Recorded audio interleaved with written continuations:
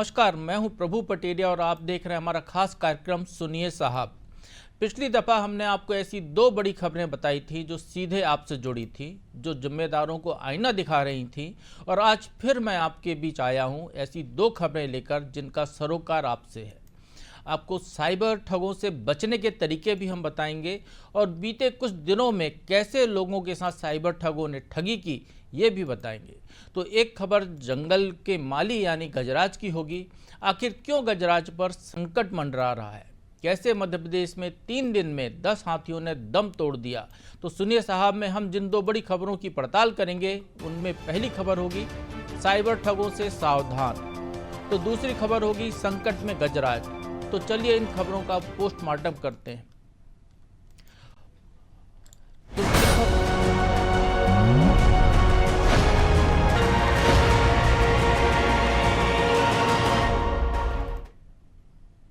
आपके हाथ में जो स्मार्टफोन हो या कीपैड वाला सस्ता मोबाइल, आप मोबाइल से क्यूआर कोड स्कैन कर सब्जी खरीदते हैं या ऑनलाइन पेमेंट करते हैं, तो आपसे ज़्यादा स्मार्ट कहीं दूर किसी गांव में किसी पेड़ के नीचे बैठा वो 5वीं तक पढ़ा कोई लड़का या अधेड़ व्यक्ति है जो बड़ी आसानी से आप और हम में से कई लोगों को अपना शिकार बना लेता है। जरा याद कीजिए, बीते 15 दिनों में आपके मोबाइल पर कोई पार्सल वापस होने का मैसेज आया कि नहीं आया? शेयर बाजार से ज़्यादा कमाई वाला कोई ऑफर या फिर मैसेज के साथ कोई लिंक आया? साइबर ठगों के ऐसे दर्जनों तरीकों में सबसे अनूठा और नया तरीका है डिजिटल अरेस्ट का। इसके शिकार कोई गांव खेड़े वाले नहीं बल्कि अच्छा खासा बैंक बैलेंस रखने वाले पढ़े लिखे लोग हो रहे हैं। और यह इतना खौफनाक तरीका है कि आदमी इसके जाल में एक बार फंसने के बाद जमा पूंजी गंवाने के बाद ही छूटता है। यह इतना कारगर और मानसिक पीड़ा देने वाला भी है कि प्रधानमंत्री नरेंद्र मोदी को भी इसे लेकर चिंता जतानी पड़ी है। ऑनलाइन फ्रॉड का दायरा बेहद बड़ा है और आप मुझे देख सुन रहे हैं तो आप भी इस दायरे से बाहर नहीं हैं। ये समझकर चलिए कि आपकी एक गलती आपको इसका शिकार बना सकती है। रोजाना हजारों लोग इन जालसाजों का शिकार होते हैं, लेकिन आधे से ज़्यादा बिना कोई रिपोर्ट कराए रह जाते हैं या फिर रिपोर्ट करवाने में देरी कर देते हैं, जिससे इनका डूबा हुआ पैसा मिलने की संभावनाएं कम होती जाती हैं। आपकी थोड़ी सी सतर्कता आपके डूबे पैसे बचा सकती है। आज सुनिए साहब में हम आपको हाल ही में हुए कुछ ऑनलाइन फ्रॉड के बारे में बताएंगे और आपको दिखाएंगे और सुनवाएंगे कि साइबर फ्रॉड करने वालों ने किस तरह से नए नए तरीके ईजाद कर लिए हैं और वो कैसे आपकी मेहनत की कमाई को हड़प रहे हैं।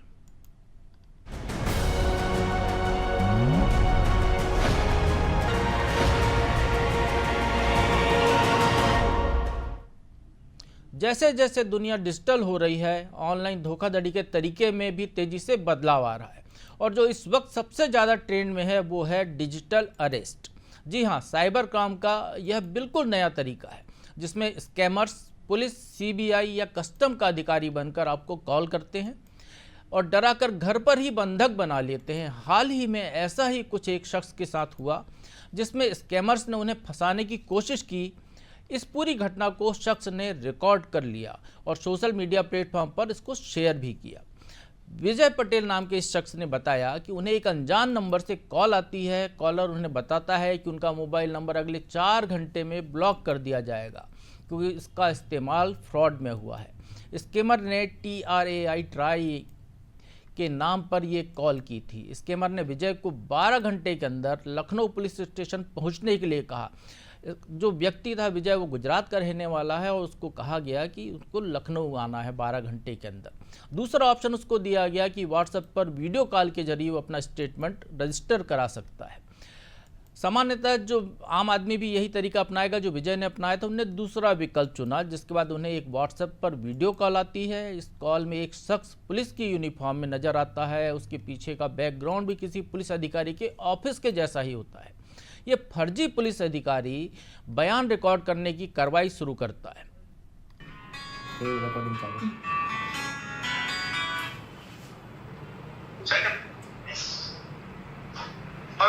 Hello sir. या विजय। Yes sir. तो ये वेरिफिकेशन पॉलिसी हमने आपको वेरीफाई कर लिया है, तो अभी मैं आपको स्टेटमेंट लाइन से कनेक्ट करूंगा। वहां पर मुझे बताइए क्लियर आपके साथ हुआ गया है और उसके बिहाफ पे आपके आधार कार्ड मिसयूज की कंप्लेंट रजिस्टर की जाएगी और आपको यहाँ से कंप्लेंट कॉपी प्रोवाइड की जाएगी। ओके, सो आप मेरे साथ लाइन पर रहिए। ठीक है सर। कोई विजय के साथ मौजूद ना हो, इसका पता लगाने के लिए वो उनसे 360 डिग्री व्यू दिखाने के लिए कहता है। इसके बाद वो विजय के आधार कार्ड की इंक्वायरी शुरू करता है। देखिए, आपको स्टेटमेंट लाइन से कनेक्ट किया गया है, इसमें आपकी लोकेशन भी ट्रेस की जा रही है। तो इसमें क्या होगा, आपके फोन की बैटरी कंज्यूम ज्यादा करेगा फोन आपका। तो अभी आप चेक कीजिए आपके फोन में बैटरी अभी किस परसेंट, अभी कितना चार्ज है? सर अभी तो 87% है।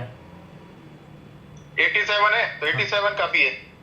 तो देखिए, मैंने आपको जैसे पहले बताया था कि जो स्टेटमेंट लाइन है इसमें आपको बीच में कोई डिस्टर्ब नहीं करना चाहिए। हाँ सर। तो और कौन है आपके साथ, कोई थर्ड पार्टी ऐसा कुछ? कोई नहीं सर। तो कोई नहीं है? नहीं सर। आप एक काम कीजिए, अपना बैक कैमरा चालू कीजिए, 360 घुमाइए। ठीक है सर। तो ये बताइए विजय, आप क्या करते हो? सर मेरा हार्डवेयर का बिजनेस है, होलसेल का। सॉरी, किसका बिजनेस है? हार्डवेयर का, लोहे की चीजें हार्डवेयर होती है ना। business? हाँ हाँ। ओके ओके, हाँ। तो आप ये काम कब से कर रहे हो, बिजनेस कब से कर रहे हो ये? सर 10 साल हो गए। तो आधार कार्ड की जानकारी लेने के बाद ये स्कैमर्स, यानी ये जो फर्जी पुलिस अधिकारी है, उसकी आवाज़ आपने सुनी होगी, कितनी दबंगता से वो बोलता है। वो विजय से को बताता है कि कैसे उसके आधार कार्ड का मिसयूज़ हो रहा है। इतने देर में स्कैमर्स उन्हें व्हाट्सएप पर ही सुप्रीम कोर्ट के नाम से एक डॉक्यूमेंट भी भेजते हैं, जिसमें मामला और ज़्यादा गंभीर लगे।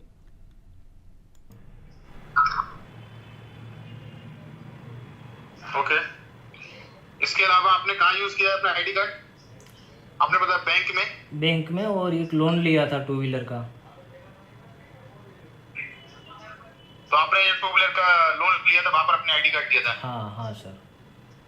इसके अलावा जैसे कभी किसी न किसी को आपने व्हाट्सएप के थ्रू प्रोवाइड किया हो अपना आधार कार्ड? नहीं सर, ऐसा तो नहीं किया। यही 2-3 चीज थी, मतलब सीए को जब सारे डॉक्यूमेंट करने होता होता है, ये लोन लिया था तब, और बैंक में जब कुछ देना होता है तब केवाईसी वगैरह के लिए। नंबर एक जो पर्सनल चला रहे हैं और एक जो आपके नाम से लिया गया, ये दोनों को मैं अपने हेडक्वार्टर सर्विलाइंस में डलवा देता हूँ। अगर ये आपके आईडी से लिंक है, पता किया जाएगा आपका आधार कार्ड कौन यूज कर रहा है, कब से यूज कर रहा है, और ये नंबर से क्या इलीगल एक्टिविटी हो रही है। ठीक है? ठीक है सर।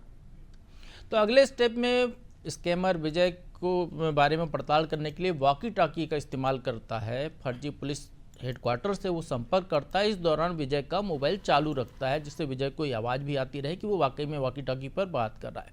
इसमें वो विजय की तमाम डिटेल शेयर करता है, उन्हें इस बारे में पता करने के लिए कहता भी है। ठीक है, आप मेरे साथ लाइन पर रहिए। मैं ये जो आपकी जो भी इन्फॉर्मेशन है अपने हेडक्वार्टर सर्विलाइंस में डलवा देता हूँ, और वो चेक करके बताएंगे आपका आईडी कार्ड कौन यूज कर रहा है, कब से यूज कर रहा है। फिर उसके बाद आपको यहाँ से कंप्लेंट कॉपी प्रोवाइड की जाएगी आधार कार्ड मिसयूज की। ओके? ठीक है सर। हाँ, मेरे साथ 520 में हेडक्वार्टर कम ऑनलाइन, 520 में हेडक्वार्टर कम ऑनलाइन, 520 में हेडक्वार्टर कम ऑनलाइन, 520 में headquarter come online,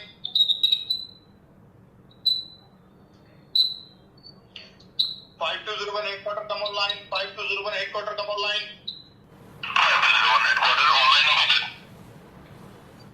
officer, I want to verify public personal number and reported number. Public personal number is 9016722775. I repeat, officer. Public personal number is 9016722775. And reported number is 933550007. I repeat, officer. The reported number is 933550007. Officer, put this both number under surveillance of headquarter. Any other places this number activated and is suspicious activity using this number. Revert back to me immediately, officer. Do you copy? Copy that, officer. The reported mobile number that you are looking for is 93355000077. And the personal number is 90167227775. Is this correct information, officer? Correct, officer. Officer, hold on the line. Give me about 5 seconds. I will check this and will update you as soon as possible. Over and out, Jay. Over and out, Jay. तो walkie talkie पर उसके बारे में पड़ताल करने के बाद वो पुलिस अधिकारी विजय को धमकाने की कोशिश करने लगता है। स्कैमर उन्हें बताता है कि उनका कनेक्शन नवाब मलिक से मनी लॉन्ड्रिंग में मिला है। इस तरह से वो विजय के बैंक अकाउंट की जानकारी मांगता है। इस तरह से मामले में स्कैमर्स लोगों को डरा कर उनके बैंक अकाउंट की डिटेल लेते हैं। Correct officer. Officer, according to the search record, this person Kajaria Vijay Jayantilal has registered a Jio mobile number in Lucknow. The mobile number is 93355000077, which has been complained about sending harassment SMS.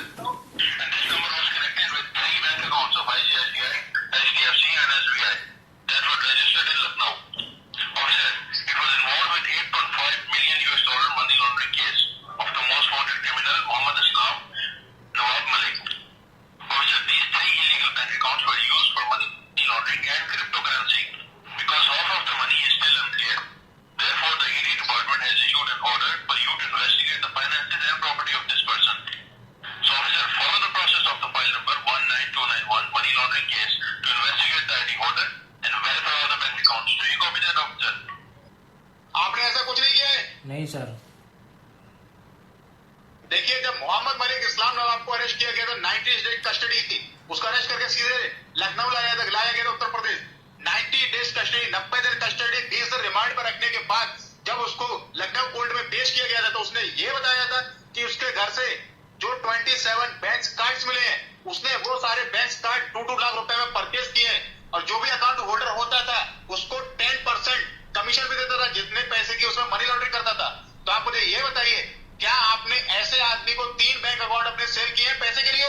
नहीं sir, ऐसा तो कुछ मैंने बताया ना sir, मैं लखनऊ गया ही नहीं कभी, मुझे पता ही नहीं है सब क्या चल रहा है सर। तो इसके बाद वो पुलिस अधिकारी ये जानने की कोशिश करता है कि क्या विजय यूपीआई ऐप के इस्तेमाल करता है या फिर नेट बैंकिंग, जिसके बाद में वो पैसे ट्रांसफ़र करने के लिए कह सके। आप ये बताइए, कोई आजकल जो है एसबीआई का जो है यूनो ऐप, जो ऑथराइज्ड एप्लीकेशन है, यूनो ऐप यूज करते हैं आप इसका? नहीं सर।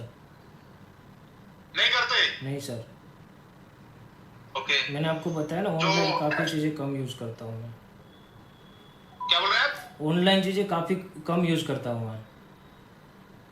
यानी है यूज नहीं करते? नहीं, मतलब यूज ही नहीं करता है नहीं। नहीं करते। ओके। आप ये बताइए, जो हम एसबीआई की साइट पे जाके लैपटॉप या कंप्यूटर में उस पे साइट पे जाके जो लॉगिन करते हैं जिसको बोलते हैं नेट बैंकिंग, नेट बैंकिंग का आपने यूजर नेम या पासवर्ड किसी थर्ड पार्टी के साथ कभी शेयर किया? नहीं, मैं वो भी यूज ही नहीं करता। बताया ना, ज़्यादातर यहाँ बिजनेस केस में रहता है। ओके, तो मुझे ये बताइए कि आपने इस एसबीआई से कोई थर्ड पार्टी एप्लीकेशन, क्या बोलते हैं उसको, करेंसी खरीदी है?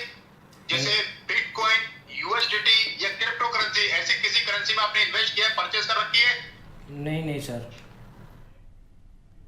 तो शायद ये पहली दफ़ा है कि किसी स्कैमर का वीडियो इस तरह से सामने आया हो। ये विजय की होशियारी थी कि उसने रिकॉर्ड कर लिया, नहीं तो आमतौर पर आदमी डर के मारे स्कैमर जैसा कहता है वो वैसा करता चला जाता है।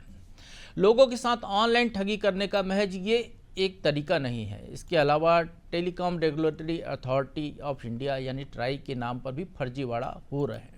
ट्राई के नाम पर एक कॉल आती है जिसमें बताया जाता है कि आपके फ़ोन नंबर से इलीगल एक्टिविटी की गई हैं, आपका नंबर जल्द ही बंद कर दिया जाएगा। इसके लिए वो आपको कोई एक बटन दबाने को कहते हैं, कभी 0 दबाने को कहते हैं, कभी 1 नंबर दबाने को कहते हैं अपने कीपैड में, ताकि कस्टमर सर्विस से उसकी बात कराई जा सके।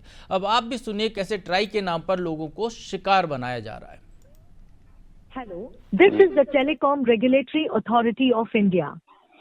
We have received multiple reports that your phone number has been used to send illegal messages that breaks our country laws, so that your phone number will be permanently deactivated. If you have any questions, please press 0 to talk to the customer service. Thank you. नमस्ते, यह भारतीय दूरसंचार नियामक प्राधिकरण है।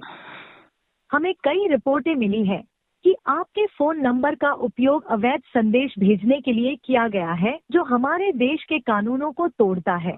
इसलिए आपका phone number स्थायी रूप से निष्क्रिय कर दिया जाएगा। यदि आपके कोई प्रश्न है तो कृपया ग्राहक सेवा से बात करने के लिए 0 दबाएं। धन्यवाद। चलिए अब आपको एक और तरीका ऑनलाइन फ्रॉड का बताते हैं। इसमें स्कैमर आपको कॉल करेगा और कहेगा कि आपके अकाउंट में उसने रुपए डाले हैं। वो एक फर्जी मैसेज भी आपको भेजेगा, जिस तरह का मैसेज बैंक की तरफ से रुपए डिपॉजिट होने के लिए आता है। लेकिन ये संदेश किसी बैंक से नहीं होता, बल्कि उसके अपने पर्सनल मोबाइल नंबर से आता है। क्या डाला आपने? 10,000 अच्छा, आ गए ना 10,000 का। देखने दो मुझे। हाँ, मैसेज आ गया होगा ना, चेक कर लो आप। जी पे अशोक शर्मा नाम से।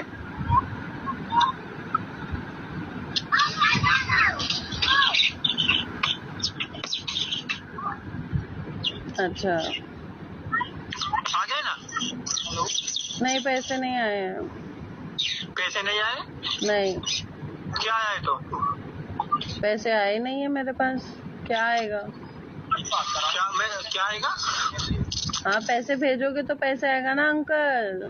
तो डाल तो दिया मैंने 10,000। अरे अंकल नहीं आया। मैसेज भी नहीं आया? नहीं, जी पे देखना अशोक शर्मा नाम से। अरे नहीं, बिल्कुल नहीं आया, कुछ नहीं आया। कुछ नहीं आया? नहीं। तो डाल दिया मैंने तो। हाँ ना अंकल। अंकल मम्मी पापा ने ना पैसे देके पढ़ाए हैं, फ्री में नहीं पढ़ाया मैं सोच रहा था सरकारी स्कूल में पढ़ेगा। है ना। वही तो, हाँ सरकार थोड़ी टेढ़ी चल रही है, तभी आप लोग इतना अच्छा चल रहे हैं ना। हाँ, रख दीजिए अभी, ओके। ठीक है। और नंबर पुलिस स्टेशन में दे रही हूँ। तो सुना आपने ये बातचीत को, किस तरीके से फर्जी कॉल करने वाले अशोक शर्मा या स्कैमर को उस लड़की ने डील किया, और किस तरीके से उसने बताया कि सरकारी स्कूल में पढ़ी होगी वे सोच के उसने कॉल किया। लेकिन चाहे आप सरकारी स्कूल में पढ़ें, चाहे आप कॉन्वेंट स्कूल में पढ़ें या आप बहुत ज़्यादा शिक्षित हों, ये स्कैम के जाल में फंसने से आपको सिर्फ आपकी सतर्कता ही रोक सकती है। अब इस तरह के स्कैम बढ़े तो प्रधानमंत्री नरेंद्र मोदी को भी इस पर लोगों को जागरूक करने की जरूरत आन पड़ी। डिजिटल सुरक्षा के लिए 3 मंत्र प्रधानमंत्री ने दिए हैं। उन्होंने कहा है, रुको, सोचो और एक्शन लो। मैं आपको डिजिटल सुरक्षा के 3 चरण बताता हूं। ये 3 चरण है, रुको, सोचो, एक्शन लो। कॉल आते ही रुको, घबराए नहीं, शांत रहे, जल्दबाजी में कोई कदम न उठाएं, किसी को अपनी व्यक्तिगत जानकारी न दें। तो चलिए इस मसले को और समझ लेते हैं। हमारे साथ जुड़े हुए हमारे सहयोगी मनोज वर्मा, जिनको लंबा अनुभव है क्राइम से जुड़ी खबरों का, कैसे ये अपराध होते हैं, साइबर अपराध, उसके बारे में। तो मनोज जी, ये हमने आपको 3-4 मामले दिखाए, सिर्फ यहाँ तक सीमित नहीं है। साइबर ठगी के बहुत सारे तरीके हैं आदमी को अपने जाल में फंसाने के। तो इसको रोकने के क्या उपाय हो सकते हैं और व्यक्ति कैसे इस स्कैमर के चुंगल से बच सकेगा? ये प्रभु जी, जो आपने नरेंद्र मोदी ने जो कहा है वो 3 चीज़ें, 2 जो आपने उदाहरण बताए हमने, वो 2 सबसे मूल चीज़ है कि इसके पीछे आप अगर सारे प्रकरण देखेंगे हम, कि वो अमीर आदमी हो, गरीब आदमी हो, पढ़ा लिखा हो, अनपढ़ हो, एक डर है और दूसरा लालच है। क्योंकि अचानक आपको कोई मैसेज करता है कि आप इस UPI लिंक पे क्लिक करिए और आपको 5 करोड़ की लॉटरी लग गई है, तो आप 2 मिनट के लिए सोचिए कि आपने क्या कोई टिकट लिया था, आपने किसी कंपटीशन में भाग लिया था, या आपने ऐसा क्या काम किया है जिसके कारण आपको इतना बड़ा इनाम मिल रहा है। पैसा कहीं को नहीं मिलता। वही तो, कि वो इतना पैसा आपको क्यों मिल रहा है। क्योंकि हम देखते हैं कि अगर कोई हमसे भीख मांगने वाला आता है तो 90% लोग उससे हाथ जोड़कर माफी मांग लेते हैं, बजाय उसको 1 रुपया 2 रुपया देने के। दूसरा है डर, कि आपको क्यों डर लगना है। क्योंकि हमारा जो सिस्टम है, पुलिस का ऐसा सिस्टम है, तो आदमी को लगता है कि अरे पता नहीं क्या होगा, वो तो सीधे जेल में डाल देंगे, हमको सूली चढ़ा देगा, या हम किसको शिकायत करें। तो वो जो डर है, वो कुछ मामलों में वो डर सच्चा भी होता है। हालांकि वो स्कैमर के जाल में फंस रहे हैं, क्योंकि एक बड़े उद्योगपति का आप देखिए कि उनको ईडी का डर दिखाया जाता है, तो कहीं ना कहीं उनका लूप होल हुआ होगा। लेकिन वो भी अगर पढ़े लिखे उद्योगपति 7-8 करोड़ रुपया ठगों को दे देते हैं। एक ठगे सुगेश कुमार हम देख रहे हैं जेल में, जिसने 200 करोड़ की ठगी कर ली। तो एक आम पढ़ा लिखा आदमी, और दूसरा जो जटिल बैंकिंग सिस्टम है, कि हम उसको और आसान बना सकते हैं और उसको और प्रूफ ऐसा कर सकते हैं कि वो और सुरक्षित बना सकते हैं। ये मुझे लगता है ये 2 चीज़ें बेहद ज़रूरी है। और तीसरा, आम आदमी का थोड़ा सा सामान्य ज्ञान, कि एक तो उसको ये बताया जाए कि पुलिस से डरने की ज़रूरत नहीं है। एक सामान्य सा सरकारी नंबर एक जारी हो गया है 1930, आप उसको फ़ोन कर दीजिए। और जो भी स्कैमर्स आपको फ़ोन कर रहा है, तो पहले जांच लीजिए कि वो कौन है, क्या वो डिजिटल अरेस्ट आपको क्यों करना चाह रहा है, या आपने ऐसा क्या काम कर दिया है, या आप सोचिए अगर आपने कोई पार्सल नहीं भेजा है तो आपको डरने की जरूरत क्या है। तो आप नज़दीक के पुलिस स्टेशन पे चले जाइए, और वहाँ नहीं जाना चाहता तो आप ऑनलाइन शिकायत कर सकिए। तो मुझे लगता है कि जो प्रधानमंत्री का मंत्र, और जो दूसरा कि आपको लालच से बचना है और आपको डर से बचना है, अगर ये 2-3 चीज़ें आपने कंट्रोल कर ली, क्योंकि आपके पास भी ऐसे कई सारे हमने देखे कॉल्स आए, हमारे पास भी आए हैं, तो आदमी का जो पहला रिएक्शन होता है डर घबराहट का, वो उस स्कैमर्स को और आगे बढ़ाने पर मजबूर करता है। फिर ये स्थिति बन जाती है कि जब आप एक बार उससे बातचीत करने लगते हैं तो वो फिर वो आपको और आगे डिटेल तक ले जाने लगता है और आपसे वो गलती हो जाती है जो ज़्यादातर लोगों से होती है। लेकिन चतुराई के 2 उदाहरण भी हमने दिखाया कि एक लड़की कितने आसानी से उसको डील करती है। और बैंकों का, क्योंकि हर एक आदमी के पास मैसेज आता तो उसको सोचना चाहिए 1 मिनट रुककर कि बैंकों का मैसेज का जो पैटर्न है वो व्यक्तिगत नंबर से नहीं आता है, उस पर कुछ और लिखा आता है, उस पर एक वो ध्यान दे। और दूसरा, कोई अगर आपके खाते में पैसा डाल रहा है तो वो क्यों डाल रहा है। बिल्कुल मनोज जी, कोई आपके खाते में पैसे डाल रहा है तो बिल्कुल ये होना चाहिए कि आप उसका स्वागत करें, उसको लौटाने की जरूरत नहीं, क्योंकि मुफ्त का माल उसको आपको दिया, दिवाली का बोनस समझ लीजिए, त्योहार की चर्चा समझ लीजिए। लेकिन जी, लोग खाते में 125 करोड़ रुपए का जी, ट्रांजैक्शन हो जाता है। तो लेकिन इस पूरे मामले में जो प्रधानमंत्री ने कहा है वो सबसे बड़ी बात है कि रुको, देखो और एक्शन लो। और डिजिटल अरेस्ट नाम की कोई चीज़ नहीं होती, हम अपने दर्शकों को ये बताना चाहते हैं, इसलिए डरने की कोई ज़रूरत नहीं है। बेझिझक ऐसे लोगों से निपटिए। चलिए इस खबर को यहीं विराम देते हैं, इसके बाद हम अगली खबर पर बात करेंगे।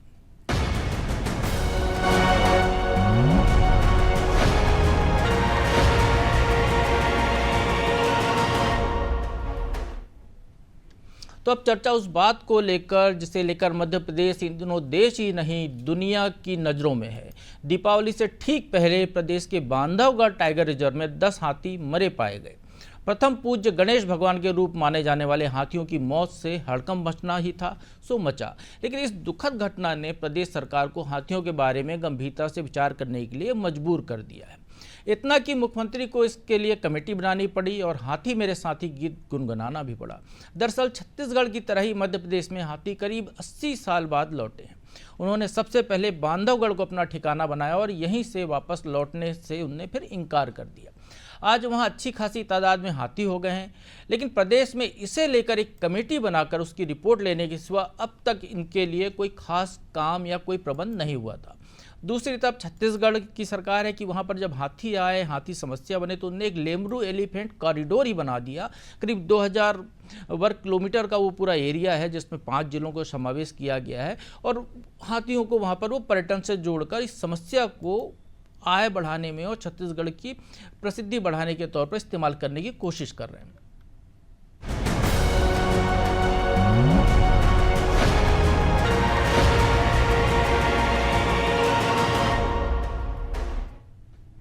तो हाथी यानी गजराज ये हमारे इकोसिस्टम का बेहद महत्वपूर्ण कड़ी है, बड़ा महत्वपूर्ण हिस्सा है। ये हमारी पौराणिक आख्यानों, लोक कला, कथाओं, हमारी संस्कृति और साहित्य का भी अभिन्न हिस्सा है। प्रथम पूज्य कहे गए गणेश का रूप है गजानन। इतना ही नहीं, हाथी की पारिस्थितिकी तंत्र का वास्तुकार भी कहा जाता है, यानी जंगल का माली।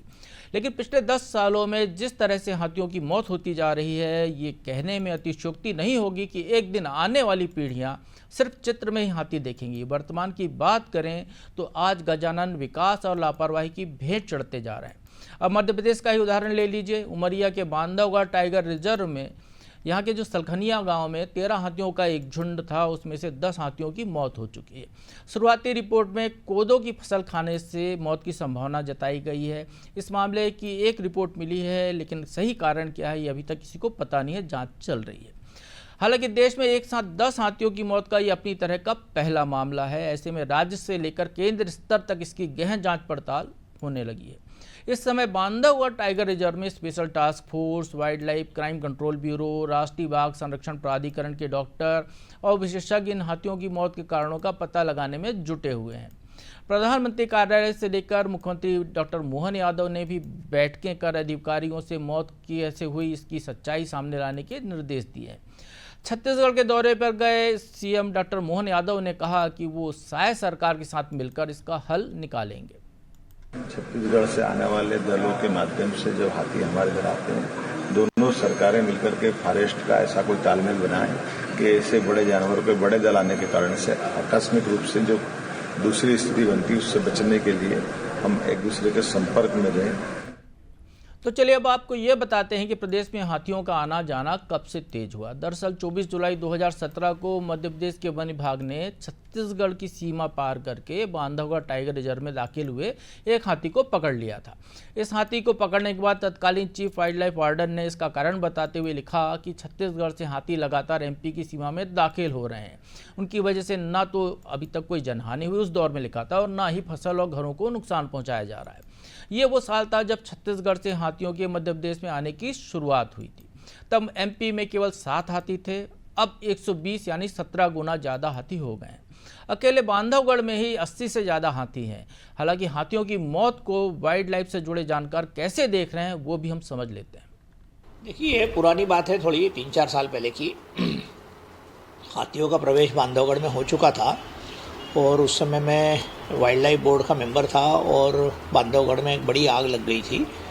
तो उस आग के परिप्रेक्ष्य में, उसके आलोक में हमने मुख्यमंत्री जी से निवेदन किया था कि हाथी लगातार झारखंड, छत्तीसगढ़ होते हुए मध्य प्रदेश में आ रहे हैं और जो वाइल्ड एलिफेंट्स है, मतलब जंगली हाथी है, उनका प्रबंधन करने में मध्य प्रदेश का वन विभाग कोई बहुत ज़्यादा सफल नहीं हो पा रहा है, क्योंकि मध्य प्रदेश में इस तरीके के हाथियों के झुंड पहले नहीं पाए जाते थे। इस रिपोर्ट में तो अभी पक्का नहीं आया है कि किस तरीके से एसिड मिला वहाँ पर या किस तरीके से फंगल इन्फेक्शन हुआ, तो क्या किसी तरीके की दवाइयों का छिड़काव वहाँ पर लोगों ने किया है कि अपनी फसलों को बचाने के लिए, हाथियों को दूर करने के लिए, क्योंकि हाथी को से बचने के लिए क्या उपाय योजना है ये अभी ग्रामीणों को या खेती करने वाले जो किसान हैं उन लोगों को मालूम नहीं है।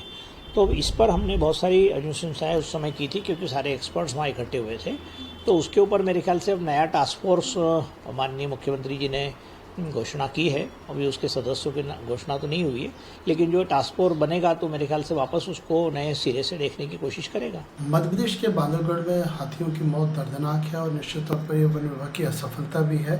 छत्तीसगढ़ में हमारे यहाँ से अधिक हाथी, करीब 150, और वहाँ पे कॉरिडोर भी विकसित किया गया है। निश्चित तौर पर मध्य प्रदेश के वन अधिकारियों को अन्य राज्यों से हाथी संरक्षण प्रबंधन पर सीखना होगा, जिससे कि यह दर्दनाक हादसे दोबारा ना हो। वैसे भी एनटीसी कहता है कि जो वाइल्ड लाइफ ऑफिसर्स हैं उनको वाइल्ड लाइफ मैनेजमेंट में ट्रेंड होना चाहिए, तब उनको पोस्ट किया जाना चाहिए टाइगर रिजर्व्स में।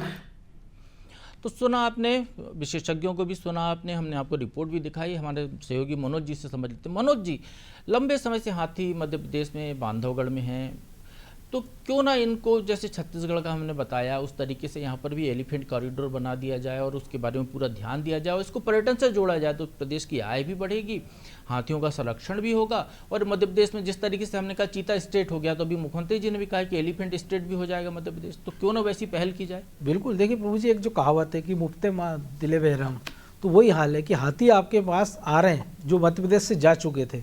हम उनका स्वागत करने को तैयार नहीं, आपराधिक लापरवाही बरत रहे हैं।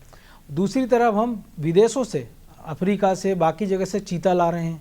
2-2 जगह उनके बचाने का प्रयास किया जा रहा है। उनको बचाने के लिए जो तेंदुआ स्टेट है, हम वहाँ से उस गांधी सागर अभ्यारण्य से हमको तेंदुओं को खदेड़ के कहीं और शिफ्ट करना पड़ रहा है।